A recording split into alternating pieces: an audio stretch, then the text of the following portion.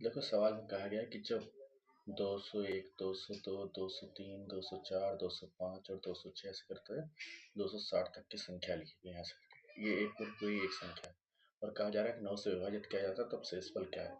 तो रिमाइंडर लाने के लिए वैसे भी 9 से अगर विभाजित कर रहे हो, 9 का रूल में ये होता है कि अगर सम ऑफ डिजिट हमारा 9 से डिविजिबल है, सम ऑफ डिजिट अगर 9 से डिविजिबल होता है तो वो संख्या भी 9 से डिविजिबल होती है।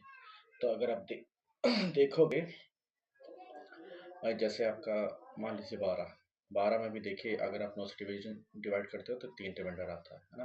तो अगर आप इसका सम ऑफ डिजिट करिए 1/2, बाई में 9 करिए तब भी तीन ही रिमाइंडर आएगा। 3 से डिवाइड करोगे तब भी 3 ही रिमाइंडर बचता है।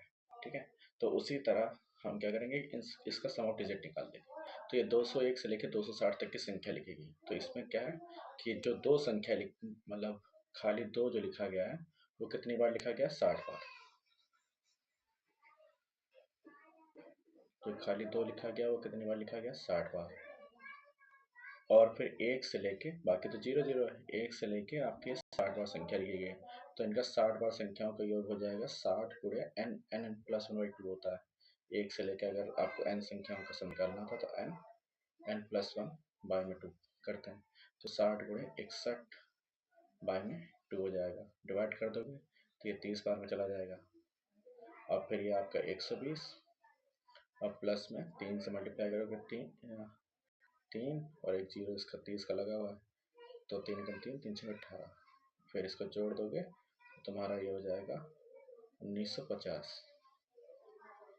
30 और 20 50 और ये 18 और 19। अब इसको 9 से डिवाइड करके देखते हैं। 9 से वैसे तो सम भी निकाल सकते हो, यहीं से 10 और 9 से देखो 9 वाला कट गया, 5 और एक 6 ही रिमाइंडर आ रहा है, यहाँ से दिख भी रहा है। ठीक है, तो ये आपका जो आएगा वो 6 रिमाइंडर आ जाएगा।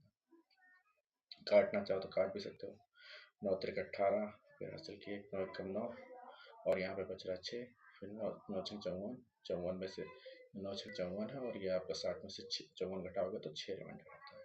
तो जो रिमाइंडर है वो हमारा कितना है ना, 6। यही आंसर है।